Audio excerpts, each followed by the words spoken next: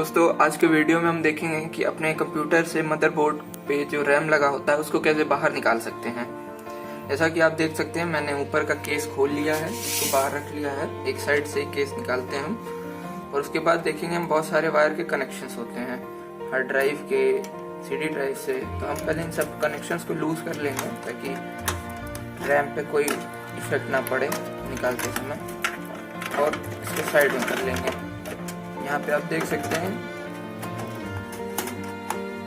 ये भी मैंने लूज कर लिया। ये देख सकते हैं कि अपना रैम है, यहाँ पे दो साइड में इसके स्लॉट्स दिए होते हैं। उसको स्लाइटली आउटवर्ड पुश कर देंगे, जब बाहर की तरफ पुश करेंगे, धक्का देंगे और ऊपर निकालेंगे तो रैम निकल जाती है बाहर। रैम निकाल कर आप इसको साफ कर लें, ब्रश से यूज कर लें, कोई साफ कपड़ा यूज करें, दोनों साइड से साफ कर लें। क्या होता है कि इस पे कार्बन लग जाता है कभी कभी, इसी की वजह से सिस्टम स्लो हो जाता है या चलना बंद कर देता है। तो इतना भी आप कर लेंगे अगर, तो हो सकता है सिस्टम आपका रिकवर हो जाए।